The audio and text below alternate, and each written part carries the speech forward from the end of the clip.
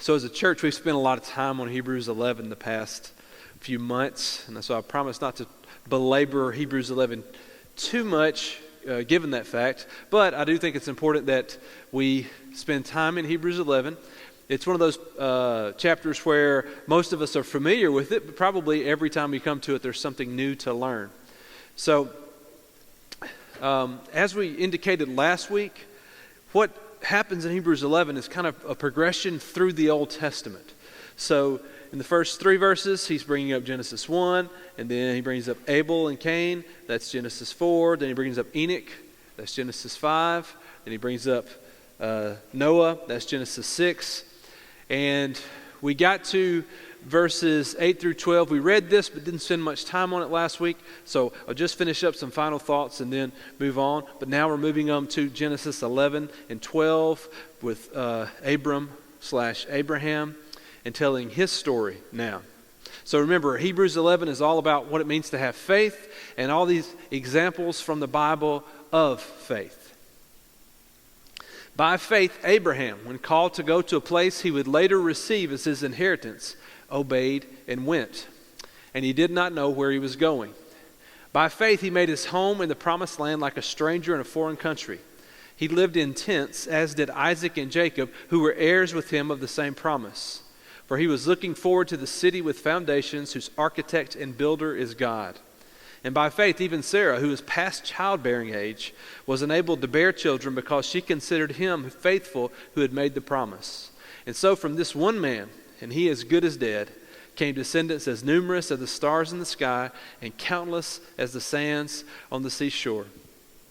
So we looked at this passage last week in reference back to Genesis chapter 12, where God came to Abram and told him to go to a foreign place, go to a place you don't know, and said, and I'll make a promise to you. I'll make you into a great nation. I'll bless you. Those who bless you, I'll bless. Those who curse you, I will curse. And all peoples on earth will be blessed through you. So we spent some time talking about that promise that God made last week. In Genesis 12:4 says, so Abram went, just like God told him to. And that's the emphasis that he starts off with here in Hebrews, is that by faith, Abraham obeyed and went, even though he didn't know where he was going. So he went to a promised land, but it was a strange land. And he had to live there as a foreigner. So even if he thought, hey, this is all going to be mine one day, he wasn't welcomed like someone who owned the place. And remember, over and over again, this passage is telling us that all the things that we're reading about were done by faith. This is the faith chapter. So over and over and over again, the Hebrew writer is wanting to tell us that.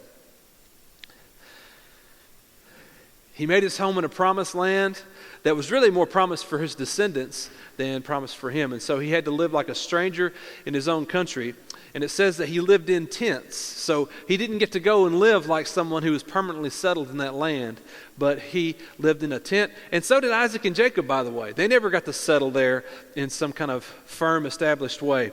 A little bit of trivia that might be of interest to you. So, of course, the New Testament's written in Greek. The Old Testament's written in Hebrew. And in Hebrew, so if you read the account in Hebrew, where anytime it talks about Abraham going to his, pitching a tent and staying in a tent, the Hebrew word for tent, the biblical word for tent, is the modern Hebrew word for hotel. So, if a modern Israeli Jew is reading the Old Testament, and they read that Abraham stayed in a tent, if they don't know biblical Hebrew, most of them don't, it'll look like he stayed in a hotel. That's not quite so bad, is it? It's funny. By the way, so Hebrew was, of course, the language of the people of Israel, and even by Jesus' time, it wasn't real well known. So we think that Jesus probably spoke, as did most Jews in the area, in their daily life, they spoke Aramaic, which is kind of a cousin language to Hebrew, and probably knew some Hebrew. The priests and some of the religious leaders would have known Hebrew. It was the language of the religion. But then especially after the fall of Jerusalem and after the Romans made life harder and harder for the Jews, the idea of Hebrew being spoken as a language in someone's home was pretty much unknown. And so for several hundred years, over 1,000 years, Hebrew was preserved only in religious ceremonies. Rabbis knew it, but nobody was speaking it at home. It wasn't the heart language of anybody. And literally it was that way for over 1,000 years. We're over 1,500 years by some estimations. And then in the 1800s, the Jews were able to resurrect a basically dead language. So that when you travel to Israel today and they're speaking Hebrew, they're speaking a language that took a vacation for 1,500 years or more. It's pretty amazing. And the way they rebuilt their language was to use the ancient language, and of course then they had to adapt it. I mean, it's hard enough for us to come up with new words with all the new stuff we get, right? Imagine having to use words that they use in the Bible to do it. So, last thing I'll say here is, back in 2015, I taught Hebrew at MTSU for 1 year. They were really, really hard up for a teacher, okay? And they were so hard up in that it was supposed to be a modern Hebrew class, and I taught biblical Hebrew because I don't know modern Hebrew. Modern Hebrew is like biblical Hebrew. It's based off of it, but they're not the same thing. And I don't know biblical Hebrew well, but like I said, they were hard up. So anyway, I thought you might be interested to know. Now, in Greek, it doesn't work that way. So in the New Testament, when it says he lives in a tent, then nobody's going to mistake that for a hotel. But only in the Old Testament, if a person's reading that and doesn't know the whole story. Okay, so they stayed as strangers in a strange land in their own country. Abram was looking forward to the city. So two things. Notice as we finish up this chapter how much the emphasis is on to live by faith means that you live forwardly, looking ahead to what's coming, not dwelling so much on the past and not feeling sorry for yourself right now, but looking forward to the promise in the future. And then also notice the reference to a city. Hebrew writer's doing something here with this language. A country and a city. So Abram didn't get to live in cities, right? He had to live in tents. He was a wanderer. But his people would establish cities. More than that, though, we're to look forward to our own country and our own city. Now, think about the book of Revelation. It goes into great lengths about the city in heaven, right? I mean, how it's a big cube and all these kind of things. Biblically, you want to be city folk. Okay? Now, I don't know if you want to be that right now, but in the age to come, we want to be in the city with God. All right? And Abram was looking forward to the city. Then we move on to Sarah's faith. So by faith, even Sarah.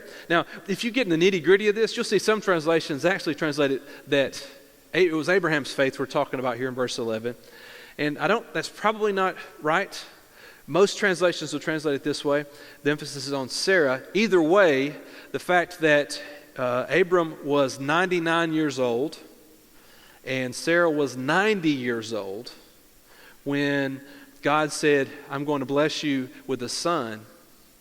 The very fact that they did anything to follow up on that promise is pretty amazing, right?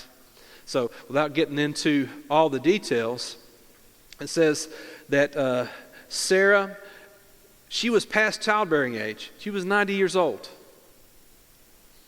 She was enabled to bear children because she considered him faithful who had made the promise. Now you might remember the story. This is part of what I love about the rest of Hebrews, is if you know the story, you know usually it wasn't neat and tidy. It wasn't as if everyone was just bold in their faith and they always did everything perfectly. Usually they're a little messed up in something that they did. Usually they don't know what they're doing.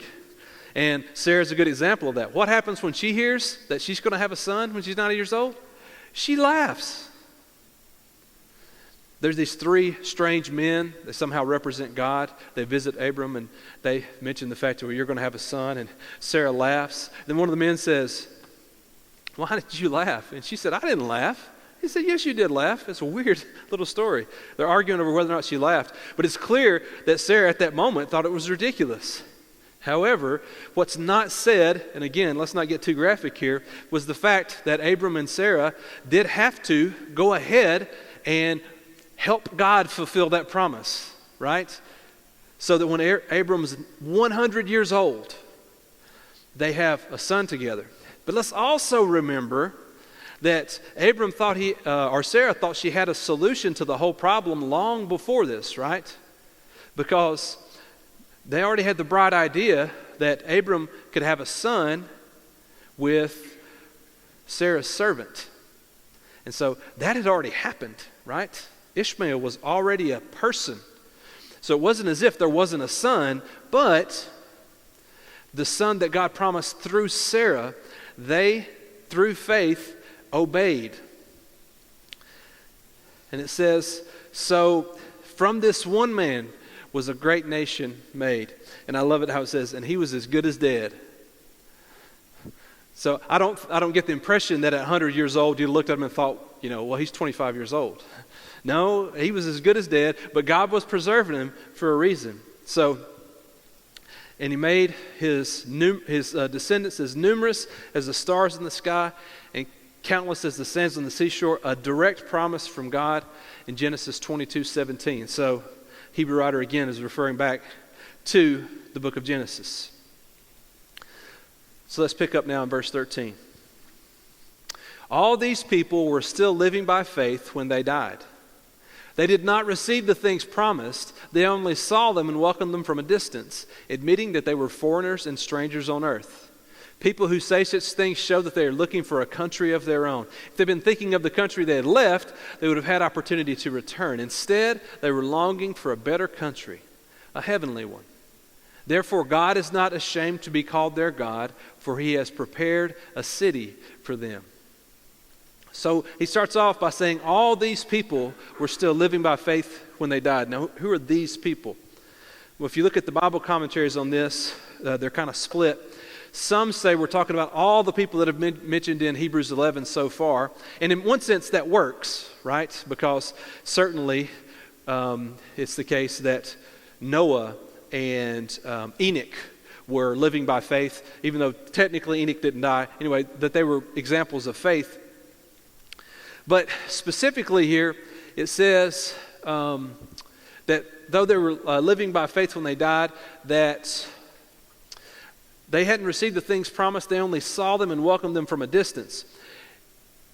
They were foreigners and strangers on earth. This seems to be talking about people who specifically left their homeland, which would mean Abraham, Isaac, and Jacob. So maybe all these people is talking about Abraham, Isaac, and Jacob because it's more specifically about those who had to leave a physical land and go to some place that wasn't their home. Either way, it's clear that we're being given these examples of faith as people who can look ahead to something better. They saw themselves as foreigners and strangers on earth. Remember, that's exactly what Abraham did. He was a stranger. He was in his homeland, and everything was good, and he was a rich man, and God said, go, and he went. In the book of 1 Peter, it says that we are aliens and strangers on this earth. We get our mail here, but this is not our address. This is a temporary stopover.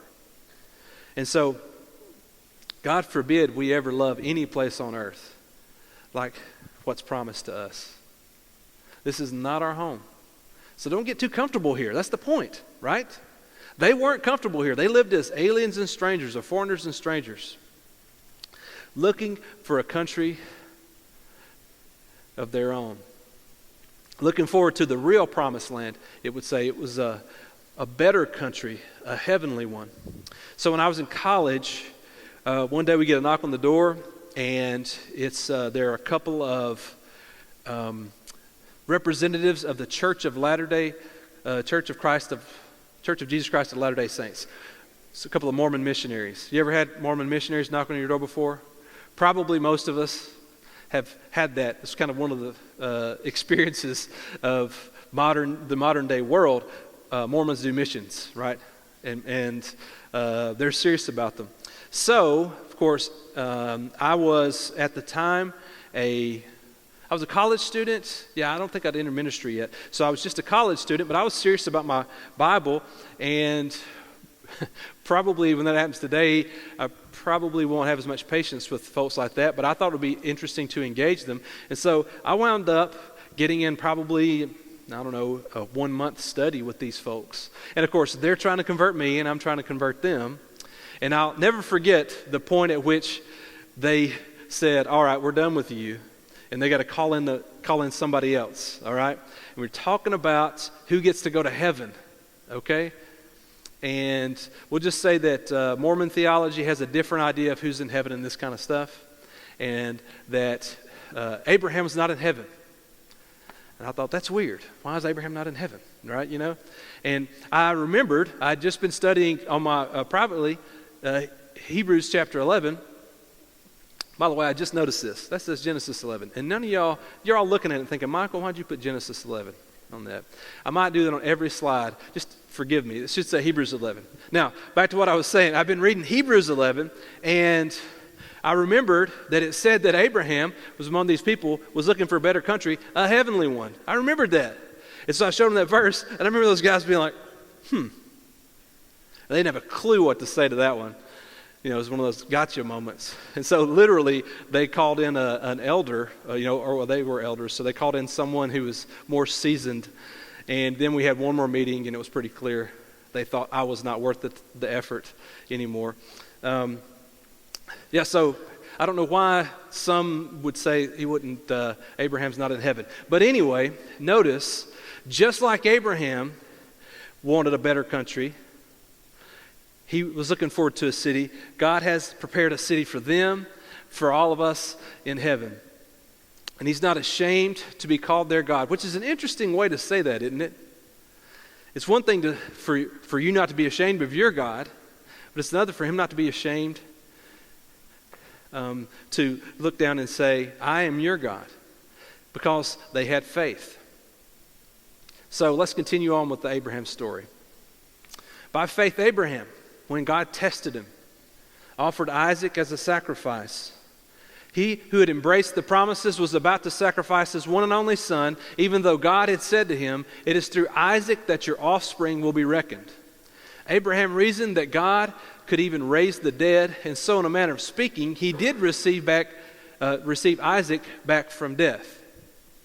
Again, the emphasis is on by faith. Abraham did this. We're getting this on every single one of these characters. And we know that it's in Genesis 22. So the reason I would have Genesis up here, by the way, when it said Hebrews, is because I kept referring back to Genesis so much, I got myself confused. But thankfully I have Hebrews 11 there. Hopefully I won't do that again. I didn't do that anymore on my slides. But it's in Genesis 22 that we read the story about Abraham taking Isaac up the mountain to be sacrificed. And I wasn't going to tell you a story where I was the good guy without also telling you a story where I was the bad guy, right? I mean, it wouldn't be fair to act like I always know everything about the Bible. And so one time also, sometime in my late high school, college years, I can't remember exactly what, I was in basically a debate with one of my Baptist friends about baptism. You might have been there before, and we were talking about whether or not a person could be saved without baptism. And I knew so much back then. I knew so much more then than I know now. I was much more confident of certain things. And the argument, again, I can't remember all the details, but I do remember when I was stumped because this person said something about how, can't God view people as baptized even if they haven't been through the act itself? And of course I was like, no. Again, I confidently speak for God at any time when I was 18 years old. Now I wouldn't be nearly so quick. Now I'd be like, okay, the question is not would God do that, but why not be baptized? Okay, I would focus more on the heart that says, whether or not you should be baptized. But could a person who maybe didn't know about the emphasis on baptism be saved because their heart had already submitted? And they said, the Bible says that Abraham did sacrifice Isaac. I was like, no, it doesn't say that. Boom. Hebrews 11:17. Abraham offered Isaac as a sacrifice. So you see the logic here was, he didn't technically offer him as a sacrifice, right? but he did in his heart. He was willing to go all the way. And of course, if you know the story, God stopped him. And I think I probably fumbled around with the fact, well, that's not the same thing. And it's not. But the point being that God looked at Abraham's heart, and he had already sacrificed him in his heart, right? Now, that doesn't answer questions about baptism. It doesn't, but it was one of those times when I didn't know my Bible enough to realize that it said that Abraham had offered Isaac as a sacrifice. Even then, it qualifies it. He was about to, he didn't technically do it. And anytime we're talking about technicalities in God, let's tread very lightly. Okay, I'll say that. Man looks at the outward appearance. The Lord looks at the heart, right? And so I'm always going to lean on that fact. However, I do think that baptism in water for the remission of sins is what the scriptures say is the right faith response. So I'm confident of that. So anyway, I want to show you that sometimes I don't know my Bible either. And sometimes I was a lot more confident. I've been more confident myself than I did. So lots of interesting things about this text. One is the statement right here. I promised myself I wouldn't get too deep into it. So I won't. And it's good for all of us if I don't, because it's a rabbit trail not worth chasing probably. But you notice this language, his one and only son. The word there in Greek is monogenes, which is the exact same word used in John 3:16. For God so loved the world that he gave his only begotten son, right? And so if you read the King James of Hebrews 11, it says his only begotten son.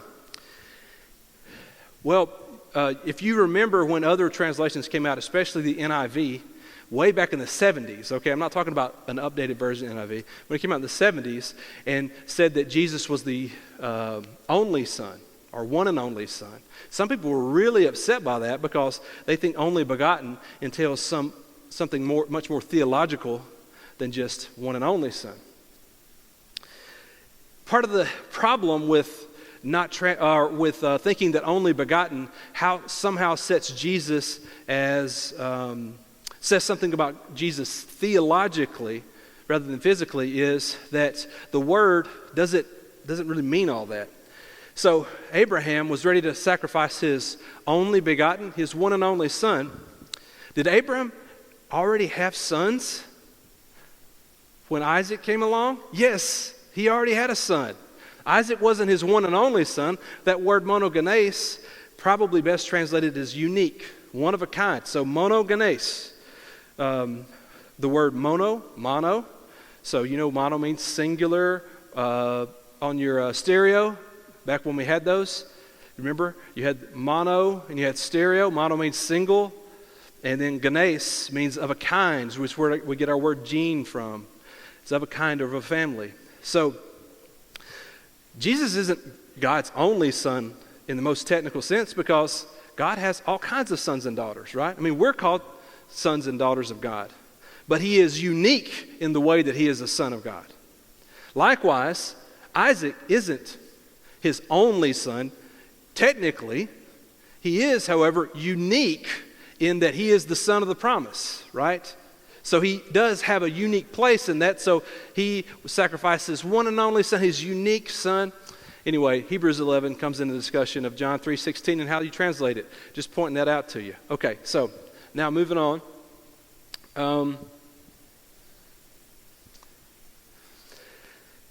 I love the explanation of Hebrews 11:19. Abraham reasoned that God could even raise the dead. So, it doesn't say this explicitly in the book of Genesis, but that what the Hebrew writer is telling us is that Abraham did not expect to be coming down that mountain by himself. So even though he planned on sacrificing his son, he assumed that God was going to raise that son up. So in that sense, even though it'll be traumatizing to the young man, he's not going to lose him. He just assumed he would get him back because, hey, God is the God of the living and the dead, and he can raise the dead. And I like the book of Hebrews, I like how it says that. In a sense, he did, right? He'd already sacrificed him in his heart so that to receive him back, it's like receiving someone back from the dead. It was by faith that happened. So now we're done dwelling at length on any characters, although we will get some time on Moses. So I shouldn't say that. Now we got one more character that's going to have we're going to dwell on at length, and that's Moses. But first we need to talk about Isaac and Jacob, right? Abraham, Isaac, and Jacob kind of all go together. And then Joseph. So verse 20. By faith, Isaac blessed Jacob and Esau in regard to their future. By faith, Jacob, when he was dying, blessed each of Joseph's sons and worshipped as he leaned on the top of his staff. By faith, Joseph, when his end was near, spoke about the exodus of the Israelites from Egypt and gave instructions concerning the burial of his bones. So again, all of these passages talk about how this was done by faith. And we're still kind of working our way through the book of Genesis. So the story of Jacob and Esau is Genesis 27. The story of Jacob is in Genesis 48. And then the story of Joseph is in chapter 50 of Genesis. So the Hebrew writer is kind of working his way throughout Israelite history. And remember when I said a second ago, one reason I like these is because if you really know the stories, you know it's not as if everyone behaved exactly perfectly in them. And these are great stories to point that out. So Isaac blessed Jacob and Esau in regard to their future. That story's in Genesis chapter 27. But you know it wasn't neat and tidy like that, was it? It wasn't just so, that... Oh, and by the way, the thing all three of these men have in common is that they're all about to die. So it's at the point where they're about to die and they do something faithful. Isaac is going to bless Jacob and Esau, and you remember how God had wow, boy, I'm really stepping all over my tongue today. Slow down, Michael. Slow down. All right. So there was already a natural order of things that the firstborn son is the one who gets the birthright and the blessing, right? And somehow, some way, Jacob had managed to take both of them. And so he tricks his old and dying father into thinking that he's Esau, and he comes and gets Jacob's blessing before Esau does it. So it's a story of trickery. And it's one of those times in Scripture when the Bible is just telling the honest truth without really commenting on the morality of it. So the Bible doesn't say Jacob did the right thing. It just says Jacob did this thing. And yet still, God blessed it. And so, again, it's a complicated story, but don't miss the fact that Isaac was faithful when he blessed. There's an old man, okay? And God's going to work out all the details. And not everybody's going to do what they're supposed to do exactly, but God's going to work out the details. You just be faithful. That's what he says about Isaac. By faith, Jacob, when he was dying, he blessed each one of Joseph's sons. So remember that Joseph's sons, Ephraim and Manasseh, they got to basically receive portions as Jacob's sons. So there would be 13 tribes of Israel, except, or each tribe would have gotten 13 pieces of land, except for the fact that the tribe of Levi did not receive any land in the promised land, right? They lived off of the sacrifices or the gifts of the people. And so Joseph's sons got to receive, they got to take places as sons of Israel, sons of Jacob. Ephraim and Manasseh, but you remember that story? So the old man who's dying has his two grandsons brought to him, and he's going to bless them at the same time. And the way they put it, the way that Joseph puts his sons up there, the oldest son is supposed to get the right hand, and the youngest son is supposed to get the left hand. And then, out of the blue, Jacob switches. And Joseph doesn't like that, and so he tries to take his dad's hand and say, no, do it over here. And Jacob's like, no, this is a complicated little story. It's about the way God blesses people. Again, he's being faithful. It might puzzle us sometimes. That's kind of the point, is that whether or not we're puzzled, be faithful. So by faith, Jacob did this. And then we get Joseph when he's an old man and he's about to die. It says that he spoke about the Exodus. So let's look at that in Genesis chapter 50. Joseph stayed in Egypt along with all his father's family. He lived 110 years and saw the third generation of Ephraim's children. So check what that means. They have established themselves in Egypt now. And he's near royalty, and that means that his sons and grandsons are now being treated really nicely here in Egypt. That won't be the case for later generations. But Joseph knows better than to say, "This is my home." Then Joseph said to his brothers, "I am about to die, but God will surely come to your aid and take you up out of this land to the land he promised on oath to Abraham, Isaac, and Jacob." And Joseph made the Israelites swear an oath and said, "God will surely come to your aid, and then you must carry my bones up from this place." So Joseph died at the age of 110, and after they embalmed him, he was placed in a coffin in Egypt. But he said, "Do not leave my body here, because this is not my home." Right? So they literally had to take his body back to the promised land. That's exactly, by the way, what Joseph had to promise to do for Jacob. Take my body back. Don't leave it here. So they're looking forward to something. And he even prophesied here about the Exodus. He knew that the people of Israel were going to leave Egypt. He didn't know how that was going to happen. But he knew that they weren't meant to stay there. And of course, the way it happened was through a guy named Pharaoh and a guy named Moses. So that moves us on in Hebrews. I'm trying my best to get through Hebrews 11 today, y'all. So I'm moving faster than normal. By faith, Moses' parents hid him for 3 months after he was born because they saw he was no ordinary child, and they were not afraid of the king's edict. By faith, Moses, when he'd grown up, refused to be known as the son of Pharaoh's daughter. He chose to be mistreated along with the people of God rather than to enjoy the fleeting pleasures of sin. He regarded disgrace for the sake of Christ as a greater value than the treasures of Egypt because he was looking ahead to his reward. By faith he left Egypt, not fearing the king's anger. He persevered because he saw him who is invisible. By faith he kept the Passover and the application of blood so that the destroyer of the firstborn would not touch the firstborn of Israel. Now the Hebrew writer is moving out of the book of Genesis and into Exodus. So first we get Exodus 1, then Exodus 2, and then move on to Exodus 11 and 12 just in this passage. Again, notice, by faith Moses left, by faith Moses kept the Passover. It's always by faith that this is being done. And first, it says that his parents hid him because they weren't afraid of the king's edict. You remember the story. Pharaoh was upset that the Hebrew people were flourishing so much, and so he said, "I want, when all the little Hebrew baby boys are born, the midwives that go to deliver them, I want them to be killed, the little baby boys." And the midwives weren't exactly terribly obedient about that, to the point where Pharaoh said, "I'm going to really lock this down. We're going to kill all these Hebrew baby boys." And of course, God provided a way so that not only was Moses saved because his parents weren't afraid to disobey the king, but ultimately, he wound up being raised in the house of the king. It's an amazing story. It would make a good movie, or has made several good movies. It's amazing what happened there. First of all, because of the faithfulness of his parents.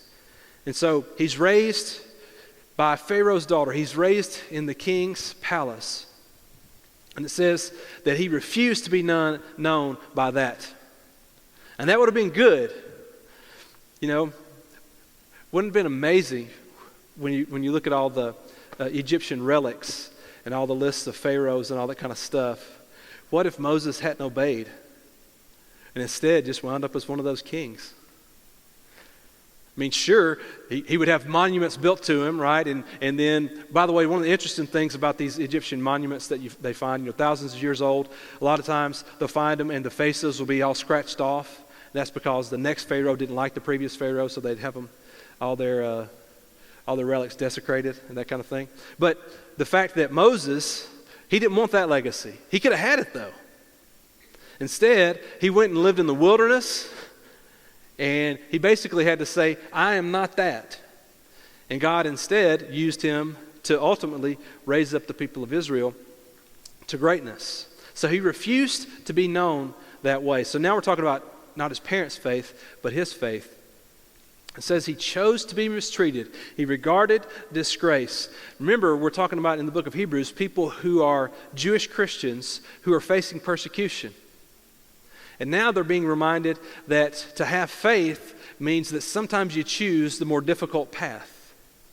So even though it would have been easier to just live life up in Pharaoh's palace, he chose to be mistreated along with his fellow people of God, rather than, notice, he called it the fleeting pleasures of sin or the treasures of Egypt. There was always something that he could have focused on in the here and now, but instead he was looking forward to a reward. Hebrews 11 is always about looking forward.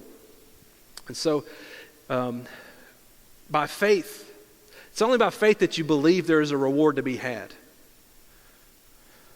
A lot of people live life, my preacher used to say it this way, you probably heard it this way, they live life, they think when you're dead like Rover, you're dead all over.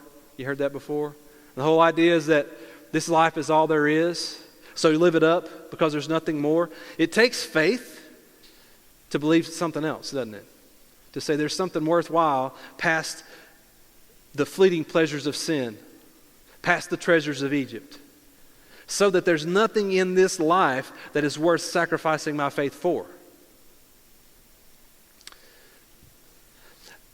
Interesting here in Hebrews 11, it says, by faith he left Egypt not fearing the king's anger. Now, if you know the story very well in Exodus chapter 2, you know that Moses ran away, right? It's an interesting way to say that he didn't fear the king's anger. And I'm going to do two things here. First of all, I want to point out that, remember, the Jews not only told these stories straight from the scriptures, but they had all kinds of stories built on top of them. And so we know that by the first century, there were several versions of this that Jewish people were learning, and they had lots more details sometimes than the book of Exodus does. And so in the non-canonical Jewish stories, they would talk about how Moses wasn't afraid of Pharaoh, okay, specifically, going to emphasize that fact. But if you look in Exodus 2, it says that after Moses grew up, you're probably familiar with the story. Anyway, he saw an Egyptian beating a Hebrew, and he jumped in and took up for the Hebrew person. In fact, he killed the Egyptian. Then he hid his body. Then later he saw two Jews fighting each other. He said, hey, why are you doing this? Come on, you're brothers. You shouldn't be doing this. You're going to kill us too, like you did that Egyptian? Notice what it says. Then Moses was afraid and thought, what I did must have become known. When Pharaoh heard of this, he tried to kill Moses, but Moses fled from Pharaoh and went to live in Midian, where he sat down by a well. So here's the thing. Does it say that Moses was afraid of Pharaoh here? Does it? It does not say that, does it? Instead, what it says is Moses was afraid that people knew. Didn't say he was afraid of Pharaoh specifically. Now, when Pharaoh wanted to kill him, he fled. But realize that this means that he's not just leaving to get out of harm's way, but now he's leaving an inheritance, right? He's living a life of luxury to go live like a shepherd. He's stepping away from greatness, enough so that a lot of people wouldn't pay that price. They would try to figure out a way to negotiate the way around it because they wouldn't want to leave the life of luxury. But Moses did. So the Bible doesn't say that he was afraid of Pharaoh explicitly. It does say that he was afraid, but it seems more about the fact that everybody knew what had happened. And so the Hebrew writer is not wrong in saying that. And in Jewish tradition, it was better explained that that he was more afraid of the fact of being known as a killer and having this tarnished reputation than it was Pharaoh himself. Pharaoh didn't worry him. And again, in that kind of Jewish tradition. I love this, though. He left Egypt. By faith, he left Egypt because he saw him who is invisible. This, again, is one of the multiple times that the Hebrew writer in Hebrews 11 has said that faith is the substance of things not seen. He's talking about the fact that we believe that the earth was created out of things unseen. So to have faith is all about seeing the unseen. It's having with faith's eye confidence that there is something more. And so the Hebrew writer is telling us this is Moses' mindset. He could see the God who is invisible. He knew God was there even though he couldn't reach out and touch him. And it says, by faith he kept the Passover and the application of blood. So you remember the story? Let's see, Exodus 11 and 12. It's the story of where they keep the Passover and the application of blood so that the firstborn of Israel aren't killed. Moses and the people of Israel celebrate the first Passover just before they leave Egypt. And so he did these acts of obedience, proving his faith and also preserving the people of Israel. So that moves us on to verse 29.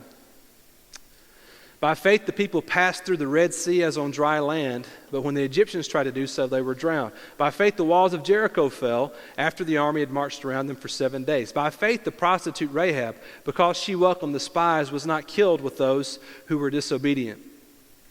So now we've moved on to Exodus 14, and we get out of the book of Exodus, and now when we talk about Jericho and Rahab, we're talking about the book of Joshua.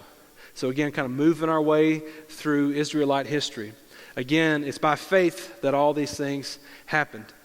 Here, the emphasis is not on Moses, it's on the faith of the people.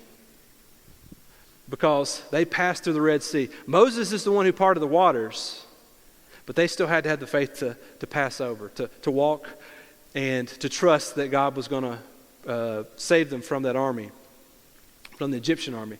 And then in Joshua chapter 6, you get this story about the marching around the wall 7 times. But before that, in Joshua 2, we're introduced to Rahab. And let's see, was it David Young or David Hunziker? Anyway, one of them went to great length about Rahab and her importance in the story of, in not only the biblical story, but in Jesus' story specifically. So I won't belabor that point. But the fact being that Rahab, even though she had a shaky past, had great faith. And so you see this over and over again. The people who are mentioned in the book of Hebrews, in Hebrews 11, as having great faith, it wasn't as if they didn't have tarnished reputations sometimes. And it wasn't as if they didn't let God down on several occasions. But ultimately, when push came to shove, they had faith. And what more shall I say? I don't have time to talk about Gideon, Barak, Samson, Jephthah, about David and Samuel and the prophets, who through faith conquered kingdoms, administered justice, and gained what was promised, who shut the mouths of lions, quenched the fury of the flames, and escaped the edge of the sword, whose weakness was turned to strength, and who became powerful in battle and routed foreign armies. Women received back their dead, raised to life again. There were others who were tortured, refusing to be released so they might gain an even better resurrection. Some faced jeers and flogging and even chains and imprisonment. They were put to death by stoning. They were sawed in two. They were killed by the sword. They went about in sheepskins and goatskins, destitute, persecuted, and mistreated. The world was not worthy of them. They wandered in deserts and mountains, living in caves and in holes in the ground. Okay, we're not going to break apart every little bit of this, but I do want to emphasize a few things. When we're talking about Gideon, Barak, Samson, and Jephthah, these are all in the book of Judges. And then, of course, David and Samuel are mentioned in the book of 1 Samuel. So we continue to work our way through the Old Testament. And some of these things that happen refer back to some of these people, okay? But he's purposely being vague, and some things can apply to more than one person, but it's clear that it says this is what it means to have faith. And we know these great stories of faith. So when it talks about they conquered kingdoms, administered justice, gained what was promised. Well, again, the book of Judges, they're talking about people who are ultimately leading Israel. David and Samuel, people who were leaders of Israel. So in leadership positions, they had faith. It says they shut the mouths of lions. That could be talking about Samson. Remember the story of Samson where he ripped a lion apart, by its mouth. Also the story of David just before he fought, who's the big tall guy? Goliath, yeah. Just before he fought Goliath, and he said, I can do it. The way he said I could do it is, hey, I've killed a bear and a lion before, right? So we could be talking about Samson or David or somebody else. We could be talking about Daniel, right? Because Daniel was the one who shut the mouths of lions, not violently, but through his faith. Daniel 6, we story of Shadrach, Meshach, and Abednego, right? So we could be talking about the book of Daniel here. Not necessarily, but that could be the case. They escaped the edge of the sword. Of course, David, multiple times, had his life almost taken. The prophets Elijah and Elisha, their stories where they barely escaped. So, again, this could refer to several different things. I love it says, whose weakness was turned to strength. And that's kind of the theme that you see. These are weak people in terms of whether or not, were they always the absolute best? No, they weren't. They had weaknesses just like me, but God took their weaknesses and turned them into strength. And so in the case of some of these people, they led Israel in battle and won great battles. I know it's time to finish, and we won't get quite through all of Hebrews 11, but let's just end with this. Women received back their dead. In the story of Elijah and Elisha, there are stories where these widows had their sons, their only sons had died, and probably was leaving them a very, very uncertain future, and where the prophets brought their sons back. Well, Lord willing, next week we'll finish up in Hebrews 11 and move on into Hebrews 12. Thank you so much for your attention. You are dismissed.